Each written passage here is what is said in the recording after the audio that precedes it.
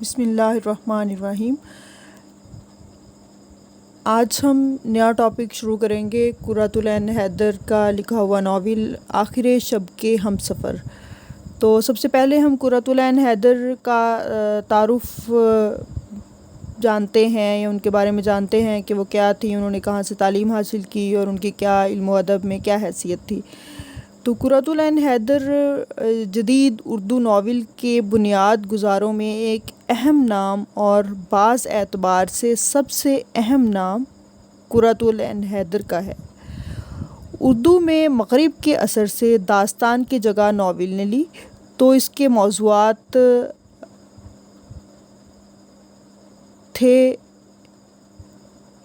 اصلاح معاشرت، تحریک آزادی، غربت، پسماندہ طبقوں، خاص طور پر اس طبقے کے ساتھ جسے اچھوت کا افسوسناک نام دیا گیا، اظہار ہمدردی، عورت کی مظلومی پر احتجاج۔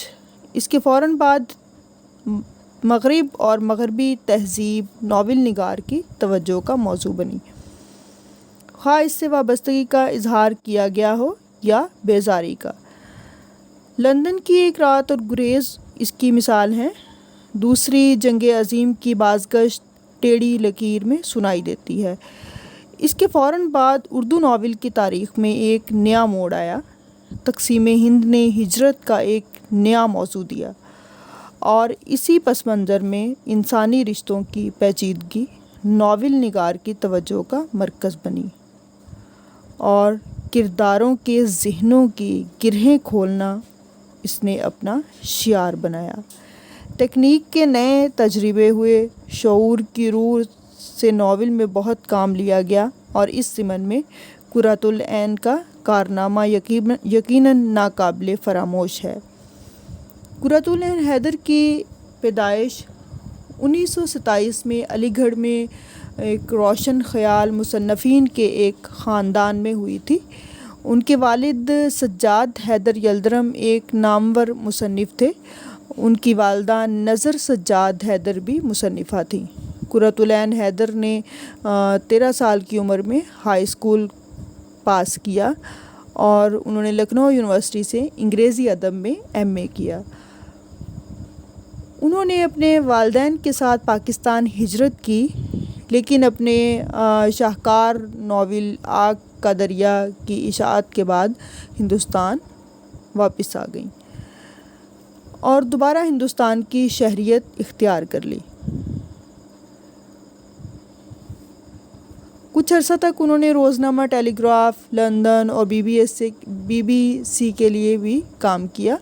انہوں نے لکھنؤ اور لندن کے آرٹ اسکولوں میں بھی تعلیم حاصل کی تھی، چنانچہ موسیقی اور مصوری پر ان کی گہری نظر تھی۔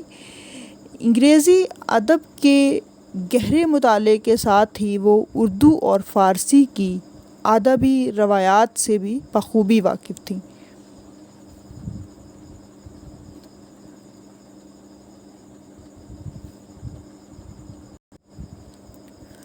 وہ فلم سینسر بورڈ کی ممبر اور جامعہ ملیہ اسلامیہ اور علی گڑھ یونیورسٹی کی وزٹنگ پروفیسر بھی رہیں۔ ایک عرصے تک بمبئی میں قیام کے بعد دہلی کو رہائش کے لیے منتخب کیا۔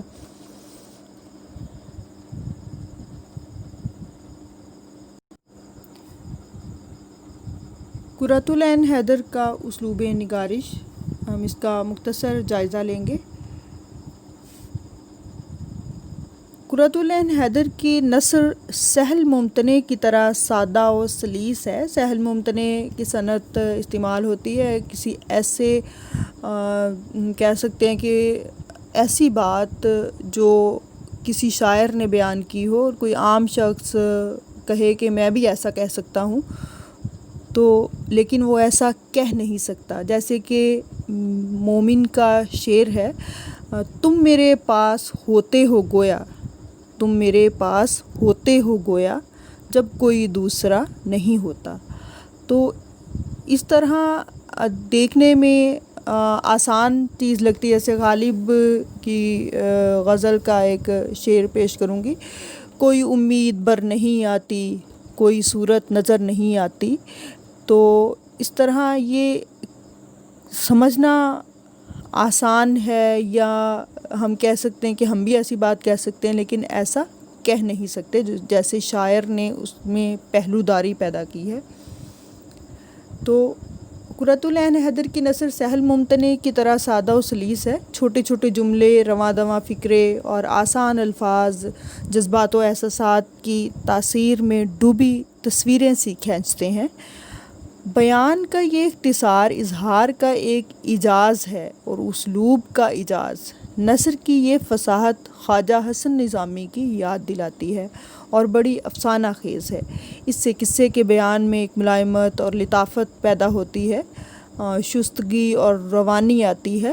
لیکن قرۃ العین کی نثر میں بلاغت بھی ہے، جو بعض اوقات سادہ و مختصر جملوں کے علاوہ پیچیدہ و طویل بیانات میں نمایاں ہوتی ہے۔ ممکن ہے اسلوب کا یہ تنوع موقع محل کے لحاظ سے ہو، اور یہ بجائے خود بلاغت کا ایک نکتہ ہے، یعنی کرداروں اور ان کے احوال کے اعتبار سے طریقۂ اظہار معین ہوتا ہے۔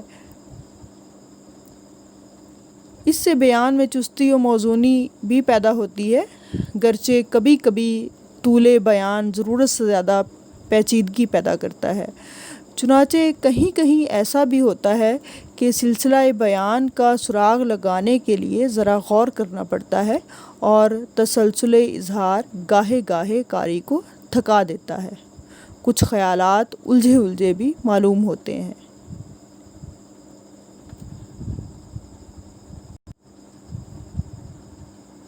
قرۃ العین حیدر کی نثر واقعتاً ایک تخلیقی نثر ہے۔ وہ اپنے محسوسات، مشاہدات اور مطالعات کو ان کی اصلی شکل میں قارئین تک اس طرح منتقل کرنا چاہتی ہیں کہ ان کے ذہن پر بھی وہی اثر ہو جو فنکار کے ذہن پر ہوا ہے۔ اسی لیے قرۃ العین کے اسلوب میں اختراع و ایجاد کے پہلو بھی ہیں، اور ایک تازگی و شادابی ان کے ہر بیان میں عام طور پر پائی جاتی ہے۔ بعض اوقات یہ شادابی بڑھ کر شاعری کی حد تک پہنچ جاتی ہے، خاص طور پر جو ہے وہ حسن کی فطرت کی مرقع نگاری میں۔ اس مرقع نگاری میں گویا مناظر کی موسیقی الفاظ میں منقش کی جاتی ہے، اور سطروں میں بھی کچھ مصوری، کچھ نغمگی کی کیفیت پیدا ہوتی ہے۔ حسن فطرت اور فطرت انسانی کی ان بیانات میں قرۃ العین کی نثر بڑی دبیز اور تہ دار نیز انتہائی خیال انگیز ہو جاتی ہے، اور الفاظ و فقرات کی برجستگی کے باوجود مفہوم کے مضمرات ذرا پراسرار معلوم ہونے لگتے ہیں۔ قرۃ العین کی نثر میں ایک شائستہ مزاج کے اثرات بھی جا بجا نمایاں ہوتے ہیں، اور گاہے گاہے لطیف طنز کی حد تک پہنچ جاتے ہیں۔ اگرچہ ظرافت کی نکتہ سنجی یا نکتہ چینی ان کے اسلوب میں بہت ہی کم ہے، حالانکہ حزن کے باوجود بشاشت احساس اس اسلوب کی ایک خصوصیت ہے۔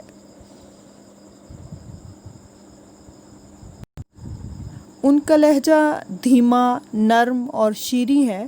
وہ قاری کے ساتھ ذہنی طور پر ایک یگانگت اور شخصی قربت کا رشتہ قائم کر لیتی ہیں، اور گویا ان سے گفتگو کرتی ہیں۔ شاید یہی وجہ ہے کہ انگریزی الفاظ و محاورات بکثرت استعمال کیے جاتے ہیں، اور عام بول چال کے چلتے ہوئے فقرے بھی۔ بے تکلف گفتگو کا یہ انداز بعض اوقات کتاب کی تحریر کو ڈرائنگ روم کی تقریر بنا دیتا ہے، اور اس کے نتیجے میں عبارت کچھ ناہموار ہو جاتی ہے۔ ممکن ہے یہ ناہمواری بعض احساسات کا عکس ہو، مگر اس سے سلسلہ بیان کو جھٹکے لگتے ہیں یا ترتیب اظہار میں شگاف پیدا ہوتے ہیں۔ شاید اس خامی کو افسانے کی زبان قرار دے کر نظر انداز کرنے کی کوشش کی جائے، لیکن یہ بات اپنی جگہ رہتی ہے کہ اس سے سلاست میں فرق آتا ہے، اور فصاحت مجروح ہوتی ہے۔ اشعار کے حوالے قرۃ العین کی نثر میں اس کثرت و شدت سے پائے جاتے ہیں کہ جزو عبارت بن جاتے ہیں، عبارت کا حصہ بن جاتے ہیں۔ ممکن ہے بعض لوگ نثر میں اس درجہ شعریت کو حد اعتدال سے بڑھا ہوا سمجھے، مگر اشعار قرۃ العین کے اسلوب میں تحلیل ہو گئے ہیں اور ان سے روانی بیان میں کوئی رکاوٹ نہیں پڑتی، جبکہ معنویت و ثروت بڑھ جاتی ہے۔ اس طرح اشعار صرف خیال انگیز الفاظ یا استعارات بن کر آتے ہیں اور نثر کی طاقت میں اضافہ کرتے ہیں۔ قرۃ العین کی نثر مجموعی طور پر ایک فضا بناتی ہے جسے افسانوی کہا جا سکتا ہے۔ اس افسانوی فضا سے احساسات و خیالات کا وہ ماحول پیدا ہوتا ہے جس میں قرۃ العین کی الف لیلہ تخلیق ہوتی ہے اور قارئین کی توجہ دوران مطالعہ جذب کر لیتی ہے۔ قرۃ العین حیدر کی تخلیقات میں متعدد ناولٹ اور افسانوی مجموعے شامل ہیں۔ آگ کا دریا، میرے بھی صنم خانے، سفینہ غم، روشنی کا سفر، کار جہاں دراز ہے، آخر شب کے ہمسفر، گردش رنگ چمن، سی طاہر دلربا، چائے کے باغ، اگلے جنم موہ بٹیا نہ کیجیو، ستاروں سے آگے، شیشے کے گھر، پت جھڑ کی آواز ان کی اہم تخلیقات ہیں۔ انہوں نے ہندو پاکستان کے متعدد جرائد میں مضامین لکھے، ادبی موضوعات اور آرٹ پر انہوں نے انگریزی میں کافی لکھا ہے اور کچھ درسی کتابوں کا اردو میں ترجمہ بھی کیا ہے۔ انہوں نے ہنری جیمز کی پورٹریٹ آف اے لیڈی اور ٹی ایس ایلیٹ کی مرڈر ان اے کیتھیڈرل کا اردو ترجمہ کیا ہے۔ تو اس طرح جو ہے وہ قرۃ العین حیدر کے تمام فکشن میں ہندوستان کے ثقافتی ماضی میں انہماک نیز حال سے رشتہ کا عکس ملتا ہے۔ ان کی تخلیقات میں اس معنی میں احساس شتابی ہے کہ ہندوستانی عوام کیا ہو گئے ہیں، ان کا قریبی رشتہ اس بات سے ہے کہ وہ کیا کر رہے ہیں، اور ان کی موجودہ شناخت میں اس تشکیلی عمل کی جھلک موجود ہے جس نے اس کی ثقافتی شناخت ابھاری ہے۔ قرۃ العین حیدر ہندوستانی ہیں اور ان کی سماجی اخلاقیات مشرقی ہیں، تاہم جس انسانی فطرت کی عکاسی کرتی ہیں وہ سبھی جگہ پائی جاتی ہے، اور جس دور کی وہ تصویر کشی کرتی ہیں وہ عالمگیر ہے۔ ان کی تخلیقات میں وسعت زمان و مکان کی تمام صفات موجود ہیں اور بلا شبہ انہوں نے ہمارے دور کو منفرد فکشن عطا کیا ہے۔ یہاں ہم ان کی بعض اہم تصانیف کا مختصر جائزہ لیں گے جنہوں نے انہیں جو ہے وہ اردو کی دنیا میں نمایاں مقام دلایا یا اردو افسانے کی دنیا میں، افسانوی تخلیقات کی دنیا میں نمایاں مقام دلایا۔ تو ان کا جو سب سے مشہور ناول ہے وہ آگ کا دریا ہے، لیکن نہ وہ سب سے پہلا ہے نہ آخری ہے، اور انہوں نے سب سے پہلے جو ناول لکھا ہے وہ میرے بھی صنم خانے۔ قرۃ العین کا پہلا ناول میرے بھی صنم خانے ہے۔ یہ نام بھی اپنی ایک علامت رکھتا ہے اور اس کا ایک حوالہ ہے: میرے بھی صنم خانے تیرے بھی صنم خانے، میرے بھی صنم خانے تیرے بھی صنم خانے، دونوں کے صنم خاکی دونوں کے صنم فانی۔ یہ اقبال کی غزل سے لیا گیا شعر ہے، بال جبریل میں سے لیا گیا ہے۔ میرے بھی صنم خانے تیرے بھی صنم خانے، دونوں کے صنم خاکی دونوں کے صنم فانی۔ گرچہ ان الفاظ کا صیغہ واحد متکلم ہے جس سے کسی ایک فرد یعنی مصنفہ کے سوانح حیات کی طرف اشارہ ہوتا ہے، لیکن یہ داستان قصے کے کسی بھی کردار کی زندگی کی ہو سکتی ہے، خواہ وہ رخشندہ ہو یا سلطنت آرا بیگم، یا رخشندہ کے والد اور بیگم کے شوہر، اور یا ان کا لڑکا۔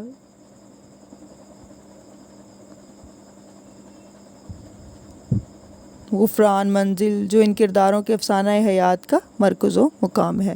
پھر ان کرداروں سے وابستہ دوسرے کردار ان کے خاندان و مکان ہیں، ان میں ہندو بھی ہیں، مسلمان بھی، عیسائی بھی۔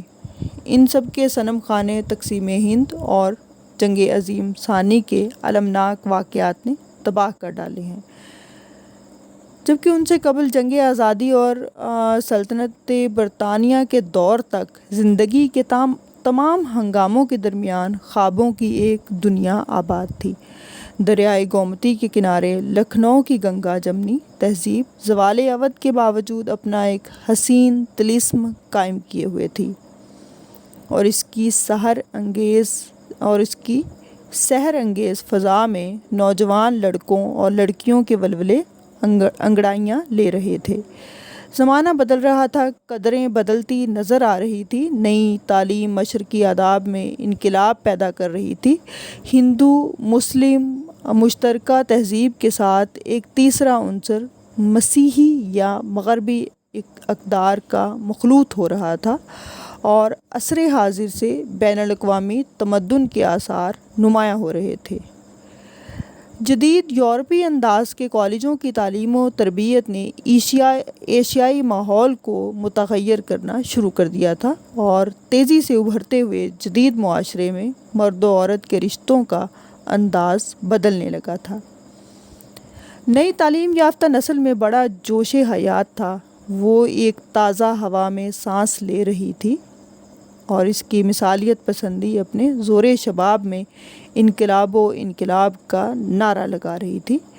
مشرق کے زمین و آسمان تہ و بالا ہو رہے تھے، لیکن جنگ عظیم اور تقسیم ہند کی بلائے ناگہانی نے تصور کے سارے صنم خانوں کو پاش پاش کر دیا۔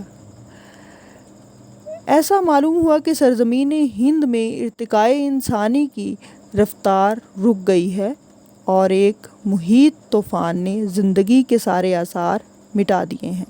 مستقبل کی تمام آرزوئیں تباہ ہو چکی ہیں، گزرے ہوئے وقت کے لمحات ضائع ہو چکے ہیں، کائنات فنا کے قریب آ چکی ہے۔ اس طرح یہ داستان ایک پوری نسل کا المیہ پیش کرتی ہے۔ اس ناول میں ہندوستان کے ایک خاص عہد کی مرقع نگاری کی گئی ہے، اور اس سے وابستہ مختلف موضوعات کے جلوے پیش کیے گئے ہیں۔ ملک کی مشترکہ تہذیب کا نقشہ کھینچ کر اس پر تبصرہ کیا گیا ہے۔ یہاں ایک پیراگراف اس میں سے لیتے ہیں ناول میں سے۔ یہاں کسی کو پتہ نہیں تھا کہ کون ہندو ہے، کون مسلمان ہے، کون شیعہ ہے، کون سنی ہے۔ اپنے دکھوں اور تکلیفوں کے باوجود زندگی بڑی مکمل، پرمسرت اور قانع تھی۔ پرانی روایات کی پابندی اور قدیم چلن کو نبھانا سب کا مقدس فریضہ تھا۔ اس قدامت کے ساتھ وطنیت کا احساس بھی شدید ہے۔ لکھتی ہیں، سب اس دھرتی کے بیٹے تھے، ان کی زبان، ان کا لب و لہجہ، ان کے گیت، ان کے دکھ سکھ، وہ فضا جس میں وہ پیدا ہوئے تھے، یہ سب اس کا اپنا تھا، اس کا اپنا اور بہت پیارا۔ اپنی زمین، اپنا گیہوں کی بالیاں، ہوا کی نمی، مٹی کی خوشبو، یہ سب اس کی اپنی مٹی کے دیوتا تھے۔ اس ارضیت کی تہ میں مچلتی ہوئی جذباتیت نمایاں ہے، لیکن فرقہ وارانہ فسادات نے عین آزادی ملک کے تاریخی موقع پر سارے جذبوں کا خون کر دیا، اور ساز حیات کی آوازوں میں نغمے کے ساتھ نوحے کے سر بھی مل گئے۔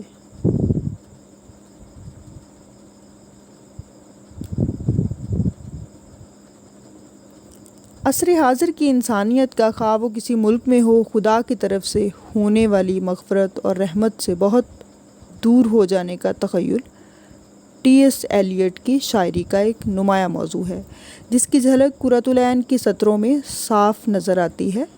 ایلیٹ کے لفظوں میں ہم کہہ سکتے ہیں کہ زیر نظر ناول کے کردار جس ماحول میں سانس لے رہے ہیں وہ بالآخر ایک خرابے میں تبدیل ہو جاتا ہے، اور اس میں بسنے والے انسان کھوکھلے نظر آتے ہیں۔ وہ جانتے ہیں کہ اب ان کی مغفرت کی کوئی صورت باقی نہیں رہ گئی۔ مثلاً وہ لکھتی ہیں، بڑا افسوس یہ ہے کہ ہم خوب جانتے ہیں کہ ہم کیا کر رہے ہیں، پچھلے کئی برسوں سے یہ جانتے چلے آئے ہیں کہ اس کا نتیجہ کیا ہوگا، ہمارے لیے تو بخشش اور معانی کی بھی کوئی امید نہیں۔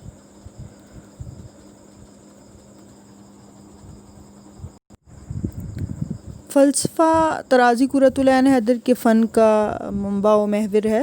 ان کی تحریروں میں تفکر ایک لازمی عنصر ہے۔ وہ جو کچھ تو زندگانی کے رنگا رنگ تجربات سے ابھرتا ہے، اور کچھ ان کے متنوع مطالعات پر مبنی ہے کہ ان کا مطالعہ جو ہے وہ بہت وسیع تھا۔ وہ بلا شبہ ایک کثیر المطالعہ فنکار ہیں، اور ادبیات کے علاوہ علوم اجتماعی پر بھی ان کی نظر وسیع ہے۔ خاص طور پر ان کا شاعری میں خاصا شغف تھا یا دلچسپی تھی۔ یہی وجہ ہے کہ ان کی تخلیقات میں تلمیحات و استعارات کی کثرت ہے۔ ان کے افسانوں اور ناولوں میں معروف اشعار جو ہیں وہ ملتے ہیں، اور افسانہ نگاری میں گہری شعریت قرۃ العین کے فن کی خصوصیت ہے۔